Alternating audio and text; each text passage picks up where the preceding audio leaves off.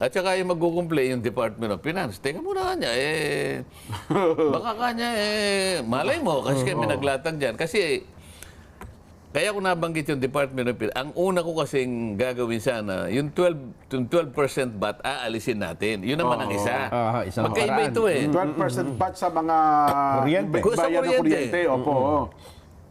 Kasi sa IPIRA, wala naman sinasabing 12% VAT eh. Opo. Ba't mo nilagyan ng 12%? Kaya nga tumaas eh. Opo. Di ba yung sinasabi kong palagi ang nakalagay affordable rates of Affordable, electric opo, power? Paano magiging affordable? Sinaksakan mo ng VAT. O di nga gagawin ko, tatanggalin ko. O sasabihin ng Department of Finance. Nako, Boss, huwag mo gagawin yan. Mababawasan ang kita ng gobyerno. Paano ko pananagutan yan? Ako pa naman palagi ko sinasabi, kayang-kaya kong ilabas lahat yan. Teka muna.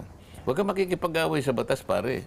Di ba? Oo nga. Ang sinasabi ng batas, Sumunod affordable. Sumunod ka sa batas. Sumunod ka sa batas. Kaya naman hindi naging affordable. Kasi nilagyan nyo ng VAT eh. Humanap ka ng ibang paraan para makolekta ka ng 120 billion. Pero hindi dito. Ayun. Alam mo ba pagka inalis mo yung 12, talagang bababa.